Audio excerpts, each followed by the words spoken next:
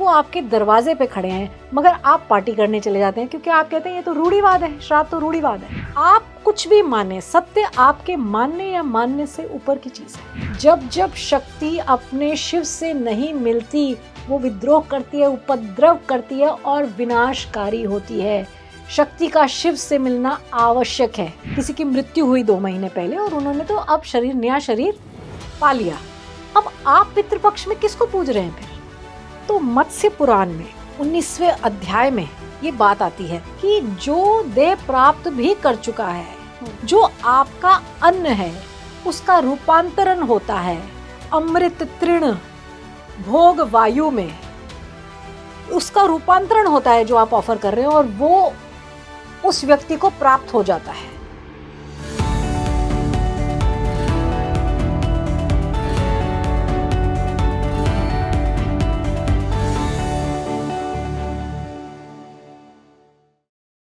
कई परिवार में और उनकी पीढ़ियों में एक कर्ज यानी कि श्राप चला आता है। ये कर्ज किसी भी रूप में हो सकता है। बच्चों की शादियां नहीं हो रही हैं तो टूट जा रही हैं, अर्ली डेथ्स हो रही हैं, या फिर बच्चे नहीं हो रहे हैं, लीनिएज आगे ही नहीं बढ़ रहा है। कहीं ना कहीं ये कर्ज पितरों से जुड़ा हो सकता है। तो आज के पॉडकास्ट में हम इसी पर बात करेंगे। साथ ही बात करेंगे कि दोष निवारण के लिए पितृपक्ष में आप क्या कर सकते हैं। पितृपक्ष ही क्यों एक ऐसा महीना होता है, वो दिन होते हैं जब इन रेमेडीज़ के लिए इस पक्ष को चुना गया। नमस्कार इंडिया, आप देख रहे हैं स्पीकिंग ट्री। मैं हूं आपके साथ इवा गोस्वामी और आज मेरे साथ बहुत खास मेहमान जुड़ रही हैं, मनीषा आहूजा जी का बहुत बहुत स्वागत है मैम। बहुत फेमस एस्ट्रोलॉजर हैं आप, स्पिरिचुअल कोच भी हैं। मैम, पितृपक्ष के बारे में थोड़ा सा जानना चाहूँगी कि क्यों ऐसा कहा जाता है कि भाई गणेश चतुर्थी में के बाद जब विसर्जन होता है उसके जस्ट बाद से ये महीना शुरू हो गया, ये दिन शुरू हो गए, तो तभी क्यों शुरू हुआ? गणेश जी गौर भैरव हैं, है ना। माँ पार्वती, ये पुराणों में कथा भी आती है, स्नान कर रही हैं और गणेश जी बाहर खड़े हैं। तो इसका क्या मतलब है, इसको जाने कि कुंडलिनी का जो द्वारपाल है वो गणेश है। वो माँ को उठने नहीं देंगे जब तक गणेश अपने स्थान से हटेंगे नहीं, शक्ति शिव से मिलने जा नहीं पाएगी। इसका गहरा एसोटेरिक मीनिंग ये है। तो जब गणेश चतुर्थी आती है, ये ध्यान रखें, गणेश जी मूलाधार चक्र पे हैं, पृथ्वी तत्व पर हैं। पृथ्वी तत्व पर हम गणेश जी की उपासना करते हैं। ये अपने आप में जो क्रम है, गणेश चतुर्थी से चतुर्दशी तक, फिर उसके बाद पितृपक्ष, और फिर ही क्यों नवरात्र, क्योंकि तभी शक्ति उठेगी। ये बीच में क्या आ रहा है ये पितृपक्ष का, इसको समझना कैसे पड़ेगा। ये सिर्फ ऐसे नहीं कि विघ्न विनाशक गणेश जी की पूजा करिए, बड़ा कॉस्मिक ट्रूथ है इसमें कि गणेश जी की जब उपासना की जाती है इन 10 दिनों में, तो हम गणेश जी से बेसिकली हमारी प्रार्थना ये है कि अपने स्थान से हटें और शक्ति को अब ऊर्ध्वामुखी होने दें और शिव से मिलने दें। ये बेसिक कार्य है और ये कॉस्मोस में भी हो रहा है, ये ह्यूमन बॉडी में भी हो रहा है। बिकॉज जो मैक्रोकॉज्म में होता है वही माइक्रोकॉज्म में होता है, यत्र पिंडे तत्र ब्रह्मांडे। तो अब गणेश जी को हम गणेश चतुर्थी पे वर्शिप करते हैं और 10 दिन उन्हें, जो पृथ्वी तत्व पे गणेश जी हैं, उन्हें कहते हैं कि अब गौर भैरव उठें आप, ताकि शक्ति शिव से मिलने को जाए। अब जब आपको हम 10 दिन पूजा अर्चना उपासना करेंगे तो हम आपको जल तत्व में विलीन करेंगे। पृथ्वी तत्व से ऊपर का जो तत्व है वह जल है, और हम कहते हैं गणेश जी पृथ्वी तत्व से ऊंचे जल में अपने स्थान से हटें और अब विलीन हो जाएं अगले तत्व में। अब जैसे ही वो अपने स्थान से उठते हैं तो मूलाधार चक्र से जब वो उठते हैं तो पितरों के वर्शिप का उसी टाइम तामसिक हो जाता है वातावरण। पृथ्वी की कक्षा में लिंग देह आ जाते हैं जो आपके पितरों के हैं। पृथ्वी के वास्तु में वो लिंग देह आ जाते हैं जो आपके पितरों के हैं। और क्योंकि ये लिंग देह ही क्यों है, ये लिंग देह और ये जो आपके पितर हैं, हम ये कहते हैं कि जो वासनात्मक कोश है या जो इच्छाओं का कोश है वो इस लिंग देह को भारी बनाता है और ये पितृलोक को पार ही नहीं कर पाते। ये पितृलोक में फंसे हुए पितर हैं। आप मैं एक पॉइंट आगे जाके फिर वापस आऊंगी।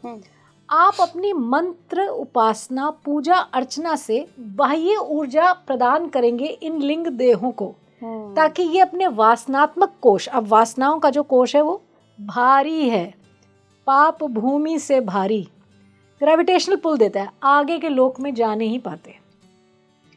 आपकी पूजा अर्चना से बाह्य ऊर्जा क्रिएट होगी ताकि ये लिंग देह पितृलोक से मुक्त होकर आगे जाए। आपकी अर्चना से ये अपॉर्चुनिटी है आपके पास। अब मैं वापस आती हूँ इस बात पे जो आपका सवाल था। जैसे ही गणेश जी उठते हैं तो ये लिंग देह पृथ्वी की कक्षा में आते हैं, उससे पहले ये भी नहीं आ सकते। अच्छा, अब यहाँ पर एक और पॉइंट है।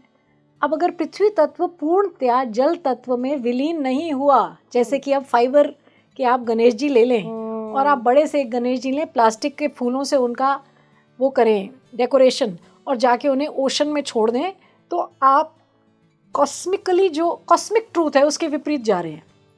क्योंकि उस ट्रूथ में तो पृथ्वी विलीन होनी चाहिए जल तत्व में। यहाँ अगर पृथ्वी तत्व विलीन नहीं हुआ तो वो पृथ्वी का पृथ्वी तत्व ही रह गया, वो विलीन नहीं हुआ। इसका मतलब वो ऐसे सब्सटेंस के गणेश जी होने चाहिए जो पूर्णतया विलीन हो। मिट्टी, बिल्कुल। अब आप खूबसूरती और इसमें हम सारे जो तत्वों का जो क्रोनोलॉजी है और जो कॉस्मिक जो प्रिंसिपल है, प्रेसिपिटेशन ऑफ तत्वस, हम उससे आगे जाने की कोशिश कर रहे हैं और उससे ही इम्बैलेंस में आ जाएगी, सृष्टि इम्बैलेंस में आएगी। सृष्टि इम्बैलेंस में आई, प्रकृति विद्रोह करेगी, उपद्रव करेगी। क्योंकि अगर पृथ्वी तत्व जल तत्व में विलीन नहीं हुआ, शक्ति उठ ना पाई, तो हमेशा ये जानिए जब जब शक्ति अपने शिव से नहीं मिलती वो विद्रोह करती है, उपद्रव करती है और विनाशकारी होती है। शक्ति का शिव से मिलना आवश्यक है, आवश्यक। आप पहरेदार बिठा दें, शक्ति को शिव से मिलने ना दे। और आज के समाज में ऐसे बहुत से पहरेदार हैं जो विवाहित दाम्पत्य जीवन में भी अड़चन डालते हैं, शक्ति को शिव से मिलने ही नहीं देंगे, वो विध्वंसकारी हो जाएगी, ऐसे भी और कॉस्मिकली भी। पृथ्वी तत्व का विलीन होना जरूरी है। मैं बहुत गहरा प्रिंसिपल पे बात कर रही हूँ। बिल्कुल बिल्कुल। तो यहाँ पर ये बात हुई कि फाइबर ग्लास के ना बनाए, please don't cause water pollution, वो अलग बात है, पर क्यों नहीं करना है आपने, वो मैं समझा रही हूँ। जैसे ही पृथ्वी तत्व भैरव, गौर भैरव उठते हैं तो ये सब जो पितृ लिंग देह हैं ये पृथ्वी की कक्षा में आ जाते हैं। सूर्य सिद्धांत ये बताता है कि पितृलोक जो है वो चंद्रलोक के ऊपर का हिस्सा है, ठीक है। ये लार्जली भू और भूअर लोक के बीच का हिस्सा होता है। अच्छा। और ये क्योंकि वासनात्मक कोश इनका भारी होता है तो ये लिंग देह पितृलोक को क्रॉस ही नहीं कर पाते। पीछे आप, जैसा मैंने कहा, बाह्य ऊर्जा आप क्रिएट करेंगे अब अपनी पूजा अर्चना से और ये मुक्त हो जाएंगे पितृ। अब जब ये पितृ पक्ष आता है और पूर्णिमा का दिन मिला के ये 16 दिन होते हैं, जब गौर भैरव अब विलीन हो गए अगले तत्व में, पृथ्वी से जल में, और जैसे ही वो उठे तो ये सब आ गए।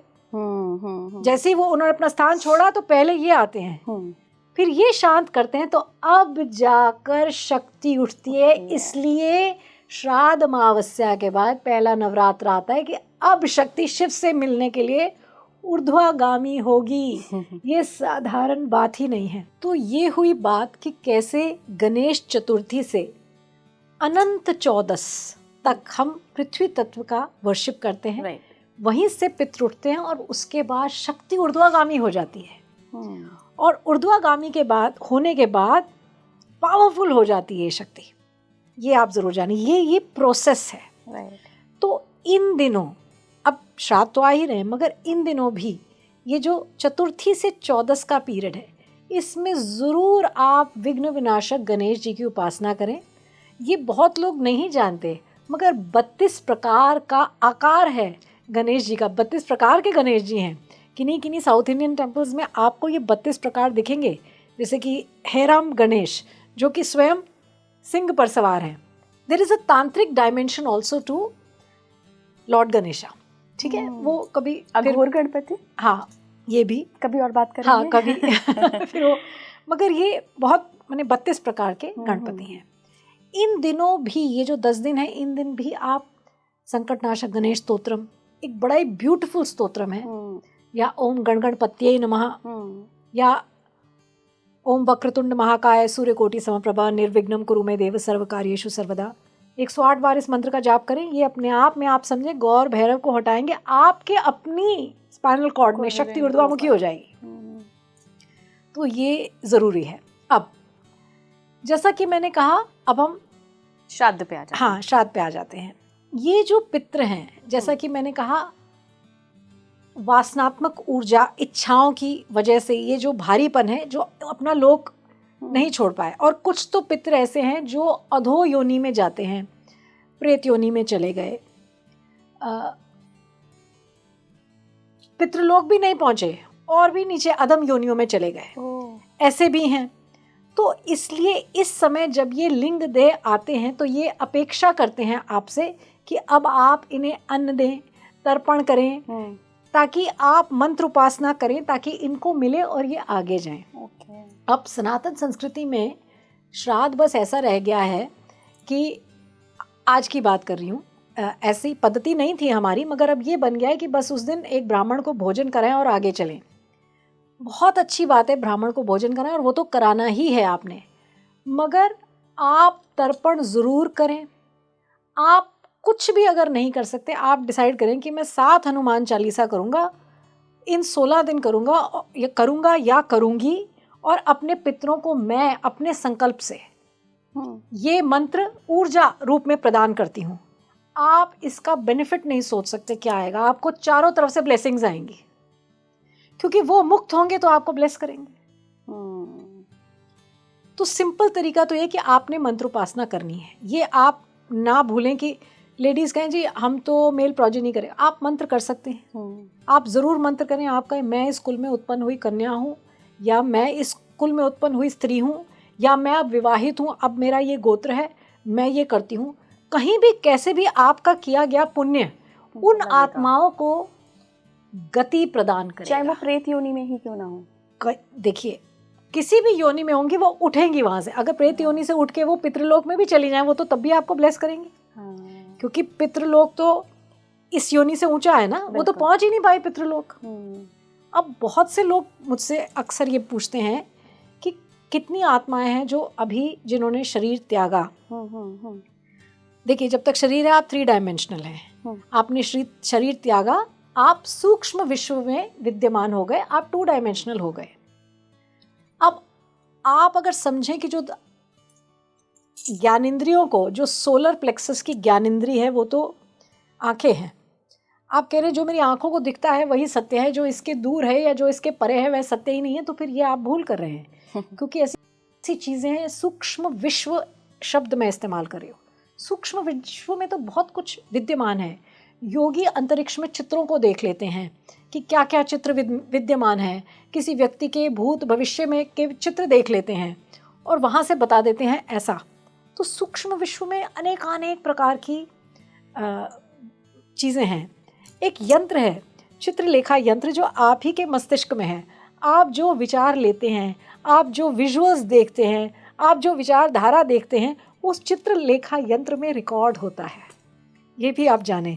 इसलिए आप सोचें मानसिक कर्म की कोई वैल्यू नहीं है, बहुत वैल्यू है उसकी भी, पर कई बार उससे रुका जाना या उसे, मगर ये प्रोसेस भी काम करता है। तो आप जब जाते हैं तो आपकी आत्मा, मन, बुद्धि, अहंकार, सब आपके चित्त की स्थिति, ये सब साथ जाती है। आप सोचें कि ओहो मैं तो बहुत पूजा पाठ करी पर मेरे मन में तो मलिनता है, मैं लोगों का बुरा चाहता हूँ पर ऊपर से मैं बहुत पूजा गया।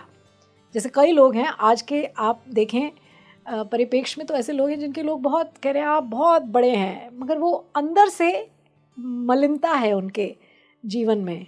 तो जब फाइनल जर्नी होगी तो परसेप्शन के बेसिस पर नहीं होगी कि लोग आपके बारे में क्या कह रहे थे। लोग कह रहे थे जी आप महान हैं, वो इस बेसिस पे होगी कि आपकी चित्त की स्थिति क्या है, आपके मन की स्थिति क्या है, आप कहाँ हैं, वहाँ से आपकी फाइनल जर्नी होगी।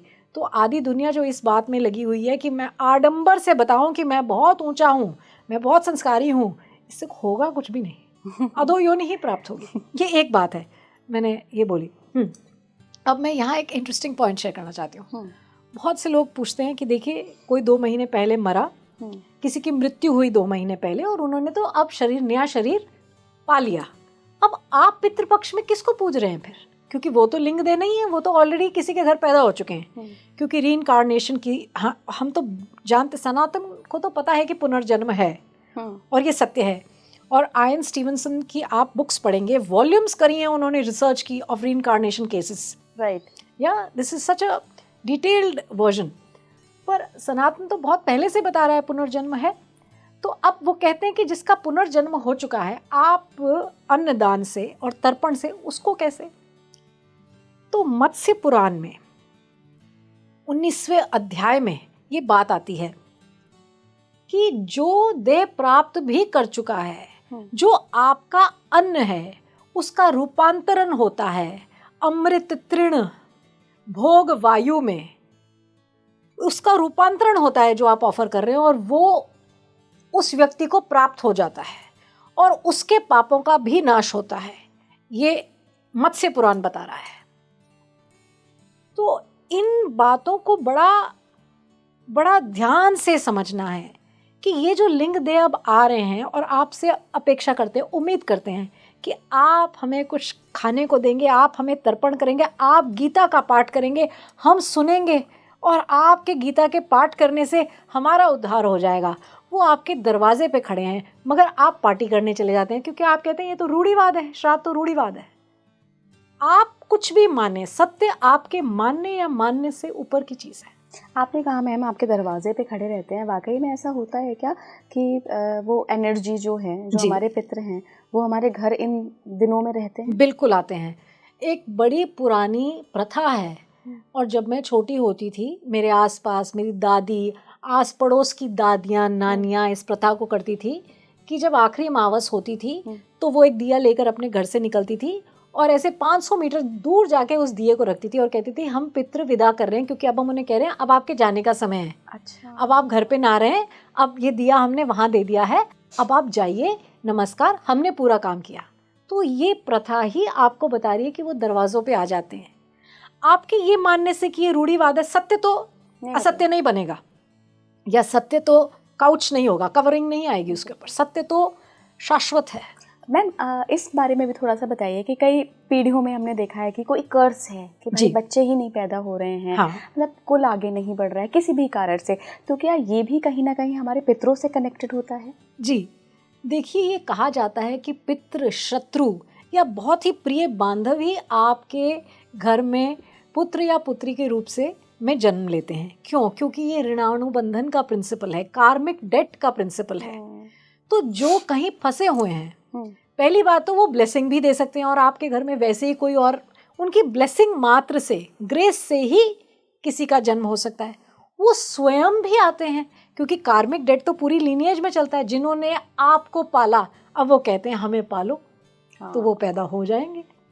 तो इसलिए आप कभी देखेंगे कि क्लेश भी बहुत होता है जब पितृ शांत नहीं होते, वो नाराज हो जाते हैं, दरवाज़ों पे बार बार आते हैं, आप उन्हें तर्पण नहीं करते, अनाज नहीं देते, ब्राह्मण को नहीं पूछते, कुछ भी नहीं करते, वो उपद्रव करते हैं। फिर क्या होता है कि ऐसे घरों में, जैसे कहते हैं ना, 4 लोग बैठे तो वो लड़कर ही उठेंगे, शांत नहीं उठ सकते, या प्रेम पूर्वक बात भी नहीं कर पाएंगे। कलह कलेश बैठ ही जाएगा उस स्थान पर जहाँ पितृ रुष्ट हैं। इसलिए हम कहते हैं कुल देव और पितृ रुष्ट नहीं होने चाहिए, ये इम्पोर्टेंट है। इसलिए कोई भी हो, आप कोई भी हो, आप ज़रूर कोई मंत्र उपासना इस पीरियड में ज़रूर करें, जो एक बड़ा ही पावरफुल मंत्र है, और इसे ये स्तोत्र है, और इसे सिर्फ आप, मैं ये नहीं कहती हूँ सिर्फ पितृपक्ष में करें, पर अगर आप करके देखें तो आप इसकी आप खुद ही जानेंगे। देखिए, जब आप कोई साधना करते हैं और अपनी साधना किसी और को देते हैं, तो आप खुद ही उसके बाद जब वो समय अमावस, जो महालय की अमावस है, जब वो आएगी, आपको खुद ही हर्षोल्लास महसूस होगा, आप लाइटन महसूस होंगे, क्योंकि किसी और की मुक्ति आपके द्वारा हो गई। भगीरथ ने अपने पितरों को तर्पण करने के लिए स्वयं गंगा को वो धरती पर ले आए थे। आप कम से कम बैठ के मंत्र उपासना तो कर सकते हैं। पितृ ऋण, देव ऋण, भूमि ऋण, इससे आपको उऋण होना ही पड़ेगा। आप ये ऋण लेकर, तो ऋण जो है आपको बार बार इस आवन जावन में लाएगा, और क्योंकि जो ऋण है वो भारी है, उसमें ग्रेविटेशनल पुल है, आपको वापस लाएगा। गजेंद्र मोक्ष एक बड़ा ही ब्यूटीफुल स्तोत्र है।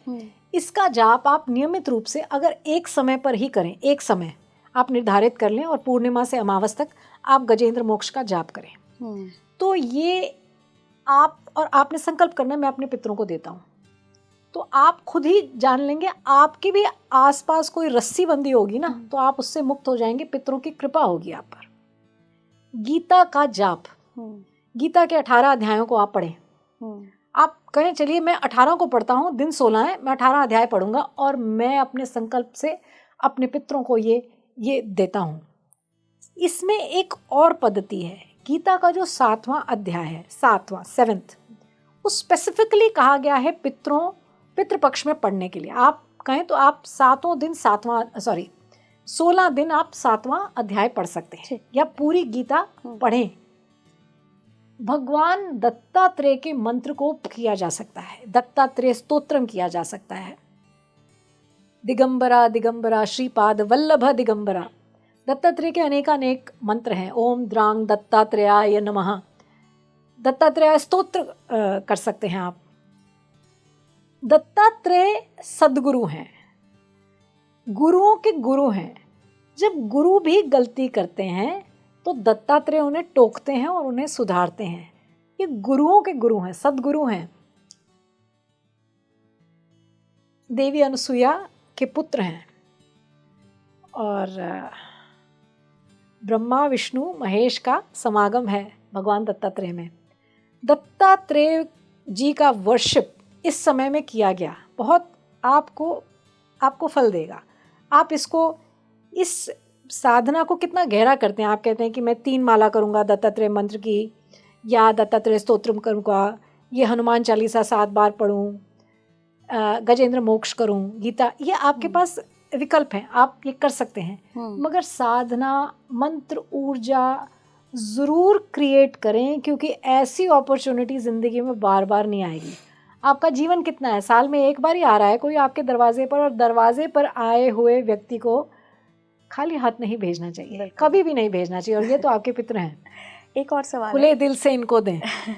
एक और सवाल है मैम मेरा, कि हमारे तो कई पितर होंगे, क्या पता दादी दादा, उनके पापा मम्मी, बहुत सारे पितर होते हैं, तो एक साधना से क्या सारे पितरों का कल्याण कर सकते हैं? यस, आपने कहा मैं अपने सर्व पितरों के लिए ये करता हूँ। आप हर रोज बैठ के तर्पण करें, आप अगर चाहें तो हर रोज होम करें 16 के 16 दिन। अगर कुछ भी ना हो सके, आप महालय अमावस को सर्व पितृ अमावस्या जिसे बोलते हैं, जिनका आपको पता नहीं वो कैसे गए, क्यों गए, आप उस दिन होम करें। आप होम नहीं कर सकते, एक और बात है इसमें, आप कहें कि मैं सारे दिन, अगर आप बहुत संस्कृत पढ़ सकते हैं तो आप कहें मैं सभी दिन विष्णु सहस्त्रनाम पढ़ता हूँ। आप विष्णु सहस्त्रनाम तो सर्वोपरि है, इसका जाप दें, मगर ये ज़रूर करें, क्योंकि आपने शरीर इसीलिए धारण किया है कि आप सुकर्म करें। और तो ये मटीरियलिज्म में आप कितने भी बैंक बैलेंस आपके बढ़ जाए, कुछ भी हो जाए, सब छूट जाएगा, मगर आपकी साधना आपके साथ, आपकी पूजा अर्चना उपासना आपके साथ खड़ी है, साथ ही जाएगी, आपकी चित्त की स्थिति को बदल देगी, ये आपके साथ ऑटोमेटिकली होगी, ट्रांसम्यूट कर जाएगी, आप ही को, आपकी स्थिति को सब्लिमेट कर देगी, आपकी चित्त की स्थिति को सब्लिमेट कर देगी। मैम मैं एक्सपर्ट नहीं हूँ, लेकिन क्यूरियोसिटी बहुत रहती है मुझे अक्सर। तो एक सवाल मेरे मन में आ रहा है, मान लीजिए कोई एक लीनिएज चल रही है, उसमें आपके पूर्वज ही पैदा हो रहे हैं बार बार, और वही लोग जो पैदा हो रहे हैं वो उन्हीं लोगों के लिए श्राद्ध कर रहे हैं, तो ये कुछ मतलब फिर कैसे चलेगा सिस्टम? नहीं, देखिए, एक पितृ आपके घर में आए, पर पितृ एक तो नहीं है ना, पितृ तो अनेकानेक है, एक थोड़ी है, आपने भी खुद ही कहा, वो तो अनेकानेक है। तो करने दीजिए। अब ये नया देह धारण किया ना, अब ये नई पोजीशन आ गई, तो उस आत्मा के लिए, इस नए देह से मैं ही अपने लिए, मैं अपने लिए तो नहीं, मेरे पास तो और भी बहुत है।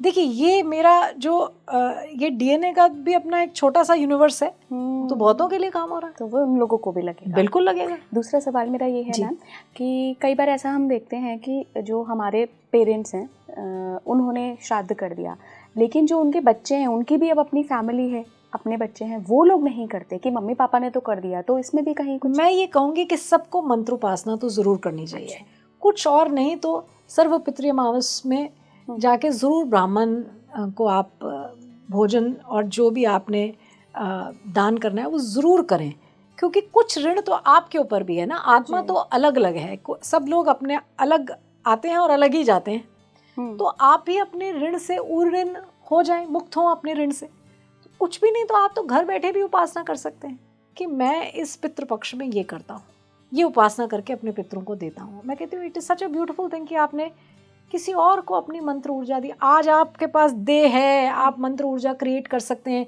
कल ये देह ही नहीं रहेगा तो क्या मंत्र ऊर्जा आप क्रिएट करेंगे। आज अपॉर्चुनिटी है, अपॉर्चुनिटी और चीज़ों की नहीं है, अपॉर्चुनिटी ये अच्छे कर्म करने की है।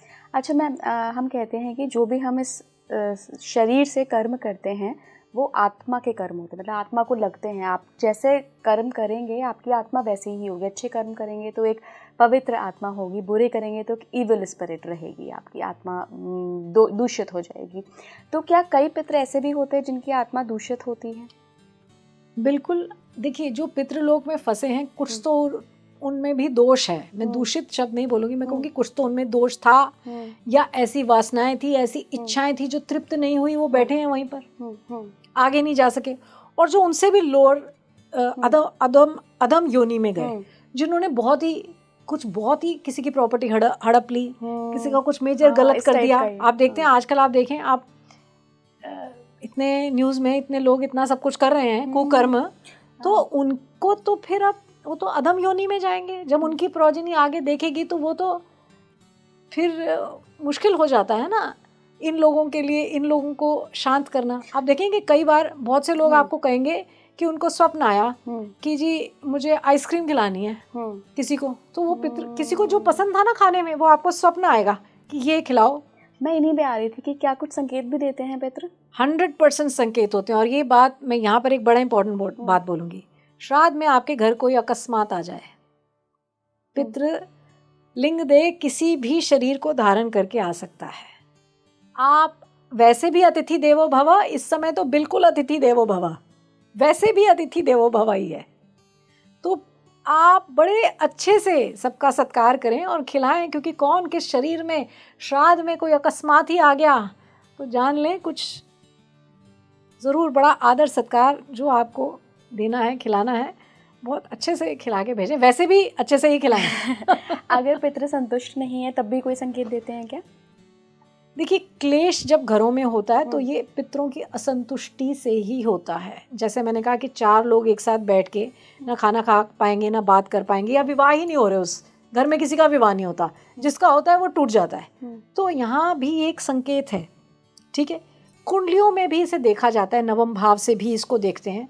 मगर हर बात पे मैं कहती हूँ लोगों में सुपरस्टिशन नहीं डालना चाहिए। आपके तो नवम भाव में कुछ और भी हो सकता है, वो हर बात को आप, मैं कह रही हूँ जनरली आप बस एक मंत्र उपासना तर्पण करके आप नदी में नाभि तक खड़े होकर आप तर्पण करें तो बड़ा ही मतलब बड़ा ही शुभ है। आप नहीं जा सके, आप घर पे भी तर्पण कर सकते। शिव और मीनाक्षी देवताओं का तत्व है। अच्छा। मीनाक्षी इच्छाओं की पूर्ति की देवी है, तो यहाँ से तर्पण ऐसे किया जाता है। स्टील के बर्तनों में ना तर्पण करें, मिट्टी में कर सकते हैं, पीतल में कर सकते हैं, कांसे में कर सकते हैं, तांबे में कर सकते हैं। स्टील ये आजकल का खेल है। आप अपनी दादी के ज़माने में देखें, वो खाना भी नहीं खाती थी स्टील के बर्तनों में, कांसा चलता था उस समय, पीतल में भी खाना खाते थे। अब आप सब कुछ स्टील में कर रहे हैं। स्टील शनि है, ये बात जाने। और स्टील में आप भगवान भी को भी हम भोग नहीं लगाते स्टील के बर्तनों में, नहीं, आइडली नहीं लगाना चाहिए। मिट्टी का पात्र हो सकता है। ज्यादातर मंदिरों में देखा भी है हमने कि वो भोग का जो उनका कटोरा होता है वो तांबे का होता है या चांदी का होगा, पीतल का होगा, चांदी का होगा, कुछ भी नहीं है। आप मिट्टी का पात्र लें, मगर स्टील में कहीं नहीं। पर अब तो पद्धति प्रचलन है इसका कि स्टील में ही खाना खिलाएंगे। ये तो शनि है, वो स्टील का चम्मच आप मुंह में डाल के खाना खा रहे हैं, तो ये तो मतलब है ही नहीं, मतलब ये तो कहीं हिसाब ही नहीं बैठता इसका। एक और कंफ्यूजन था मैम मेरा कि आपने श्राद्ध कर दिया, तर्पण कर दिया पितरों का, मंत्र जाप करके उनको अपनी साधना का फल भी दे दिया, वो पितृलोक पहुंच गए या अगर वहाँ हैं तो ऊपर उठ गए। कहीं ये उनके कर्मों को डिलीट करने के लिए तो नहीं होता? मतलब उनकी सोल जो कर्म लेके गई है, ऐसा तो नहीं कि ये कर्म भी उनके खत्म हो जाएंगे? वो भी होगा। आपकी मंत्र ऊर्जा से जो बाह्य पुण्य आप क्रिएट करेंगे उससे उनको गति मिलेगी, इसमें कोई दो राय नहीं। फिर वो जन्म नहीं लेंगे? वो जन्म लेंगे मगर पितृलोक से बाहर निकल जाएंगे। देखिए, जिसको जन्म नहीं लेना वो तो पितृलोक में फंसेगा ही नहीं।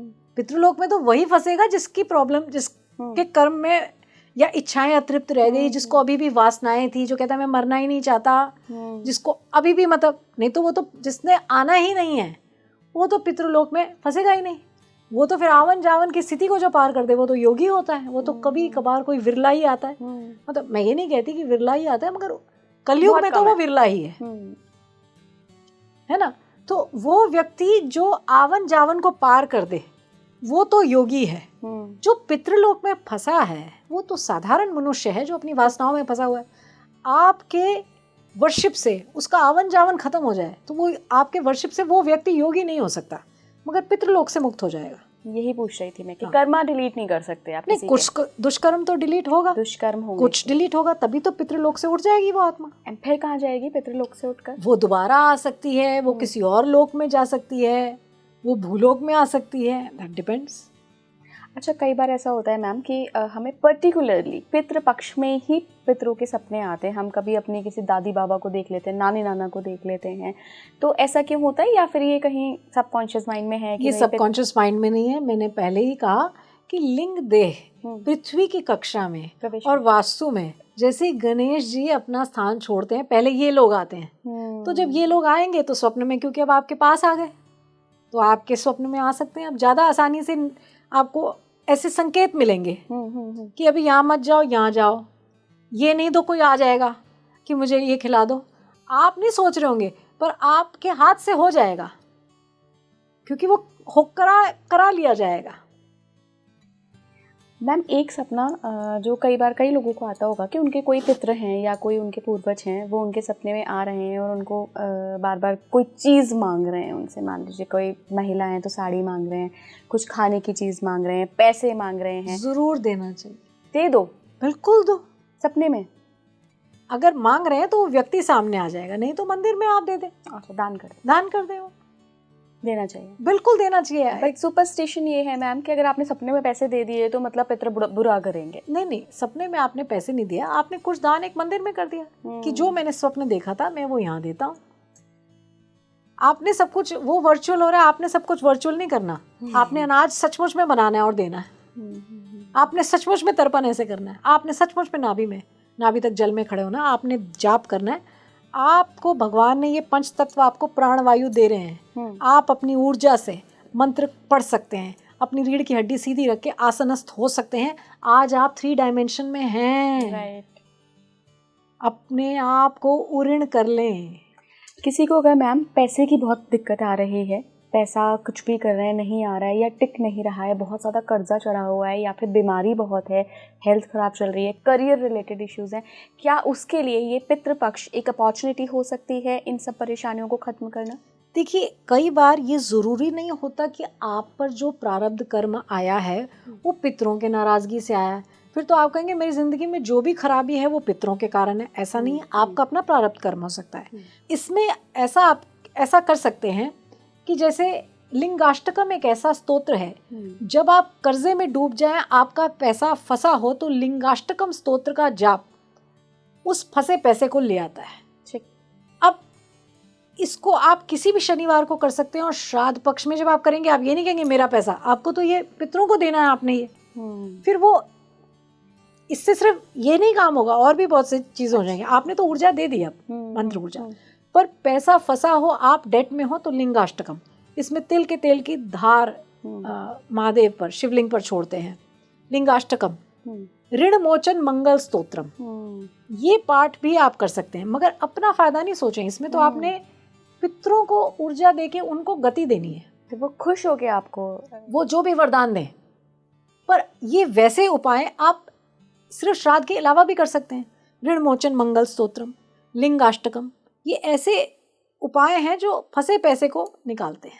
एक और आखिरी सवाल मैम, पितृ जब तक शरीर में है, जब तक वो एक आत्मा शरीर में है, तब तक वो एक साधारण मनुष्य है, वो किसी को वरदान नहीं दे सकता, वो किसी को श्राप नहीं दे सकता, योगियों की बात अलग है। लेकिन जैसे ही वो पितृ बन जाते हैं, जैसे ही वो डेथ हो जाती है और एक आत्मा का स्वरूप ले लेते हैं, तो उनमें ऐसी पावर कहाँ से आती है कि वरदान दे सकते हैं? नहीं, मैं इसका मतलब समझाती हूँ। ऐसा नहीं है कि वो वरदान दे रहे हैं या वो जब मृत्यु के बाद ही वरदान देंगे। इसको ऐसे समझें, जब तक आपके पेरेंट्स जिंदा भी हैं, अब हर एक प्रकार के लोग हैं दुनिया में, मतलब अगर वो दिल से कोई माँ कहे कि मेरा पुत्र ऐसे उसको आशीर्वाद दे, तो वो तो तब भी लगेगा उसे। आप ये नहीं कह सकते ये तो मृत्यु के उपरांत ही लगेगा। वो तो जीवित होकर भी माँ अपने पुत्र को जो प्रार्थना और जो ब्लेसिंग्स देगी, वो कवच का काम कर जाएंगे पुत्र का, उसका अहित नहीं होने देंगे। वो जीवित माँ भी वरदान देगी।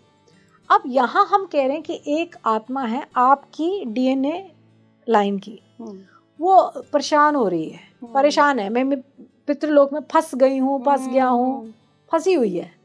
अब आप किसी भी फंसे हुए का केज जब खोलते हैं, चाहे वो पक्षी क्यों ना हो, तो आपको थैंक यू बोलता है ना, तो थैंक यू से ऑटो में आपको दुआ लगती है। अगर आप कोई केज पक्षी 5 तोते खरीद लें और उनका दरवाज़ा खोल दें और वो उड़ जाएं, उनको थैंक यू बोलने की ज़रूरत नहीं है, आपको ऑटो में दुआ लग जाएगी। इस ऑटो में स्वाभाविक स्वतः लगेगी, कुछ करना नहीं पड़ेगा उसको, आपकी भाषा भी नहीं आएगी, कुछ भी नहीं, वो तो बस उड़ गया। पर उसको वो जो उसको हर्ष हुआ, वो आपको ट्रांसफ़र होगा।